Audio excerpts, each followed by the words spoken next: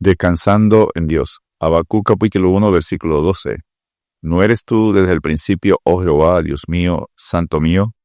No moriremos, oh Jehová, para juicio lo pusiste, y tú, oh roca, lo fundaste para castigar. El libro de Habacuc tiene el nombre de su autor, que probablemente significa quien abraza o el abrazado por Dios. Habacuc 1.1, Habacuc 3.1. Habacuc presenta el doble castigo que Dios hará primero con el pueblo de Judá y luego contra los caldeos. Castigos por la consecuencia del pecado. Porque la paga del pecado es muerte, mas la dádiva de Dios es vida eterna en Cristo Jesús, Señor nuestro. Romanos 6.23. En nuestros días, al igual que en el tiempo de Habacuc, el proceso de descomposición social y espiritual se incrementa continuamente, lo cual nos lleva a preguntarnos, ¿hasta cuándo durará esta situación? ¿Existe alguna salida a las duras tensiones de la vida? Y si la hay, ¿cuál es? ¿Por qué Dios se muestra como indiferente a esta situación? Habacuc presenta un mensaje con las mismas preguntas. El profeta tiene un diálogo con Dios donde lo cuestionó por el pecado en Judá, y Dios responde dejando al profeta más angustiado. No podéis beber la copa del Señor y la copa de los demonios. No podéis participar de la mesa del Señor y de la mesa de los demonios. ¿O provocaremos a celos al Señor? ¿Somos más fuertes que Él? 1 Corintios 10, versículos 21 y 22. La angustia de Habacuc. Habacuc capítulo 1, versículos 2 y 4. ¿Hasta cuándo, oh Jehová, clamaré y no oirás? ¿Y daré voces a ti a causa de la violencia y no salvarás? ¿Por qué me haces ver iniquidad y haces que vea molestia? Destrucción y violencia están delante de mí, y pleito contienda se levanta, por lo cual la ley es debilitada, y el juicio no sale según la verdad. Por cuanto el impío asedia al justo, por eso sale torcida la justicia. Habacuc cuestiona a Dios preguntando ¿por qué es Dios indiferente a la súplica? Habacuc 1, versículos 1 y 2. La pregunta de Habacuc ¿hasta cuándo? Describe su agonía al ver la aparente demora de Dios en responder a sus preocupaciones. ¿Hasta cuándo, oh Jehová, clamaré y no oirás? Habacuc tenía tiempo preguntando y Dios guardaba silencio. En la actualidad muchos cristianos enfrentan el mismo problema. Se preguntan por qué Dios guarda silencio cuando ellos oran. Al igual que varios salmistas, David en el Salmo 13, 1 al 4, Salmo 22, 1 y verso 11, verso 19 al 20, Asaf, Salmo 74, 1 al 2, Salmo 74, 10 al 11, los hijos de Coré en el Salmo 88, Habacuc llegó delante de Dios para quejarse por sus problemas y los de su pueblo. ¿Por qué es Dios insensible al pecado y al sufrimiento? Habacuc, capítulo 1, versículos 3 y 4. Había mucho pecado y Dios se mostraba indiferente y no hacía nada. Habacuc culpó a Dios a través de una pregunta incisiva. ¿Por qué me haces ver iniquidad? Enseguida hizo otra aún más punzante. ¿Por qué toleras que vea molestia, el sufrimiento? La destrucción y violencia iban de la mano del pleito y la contienda. La tragedia más grande era el descuido en que el pueblo tenía la ley de Dios.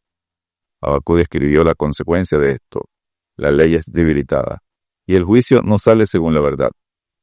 Dios nos llama a ser su pueblo para ser sal de la tierra y luz del mundo, y permite que veamos el pecado de la humanidad para que resplandezcamos en medio de las tinieblas.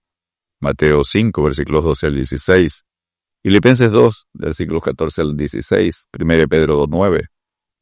Dios manda que aún a nuestros enemigos debemos hacer 4 cosas: amarlos, bendecirlos, hacerle bien y orar por ellos. Amad a vuestros enemigos, bendecid a los que os maldicen, haced bien a los que os aborrecen, y orad por los que os ultrajan y os persiguen, para que seáis hijos de vuestro Padre que está en los cielos, que hace salir su sol sobre malos y buenos, y que hace llover sobre los justos e injustos. Mateo 5, versículos 44 y 45. La revelación de Dios. Habacuc capítulo 1, versículos 5 al 11. Mirad entre las naciones y ve y asombraos, porque haré una obra en vuestros días, que aun cuando se os contare, no la creeréis. Habacuc 1, 5. Mira entre las naciones y ve fue la respuesta de Dios para Habacuc y el pueblo. Los acontecimientos políticos de las naciones que estaban por ser revelados a Habacuc y al pueblo los dejarían atónitos, quedarían perplejos, azorados, pasmados, sin habla.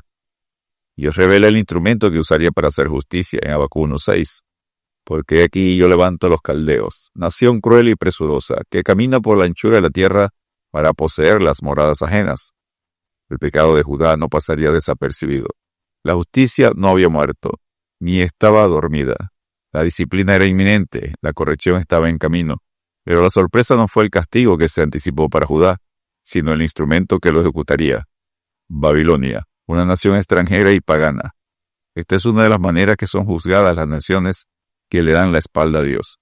El Señor dejó caer una bomba cuando dijo, yo levanto a los caldeos.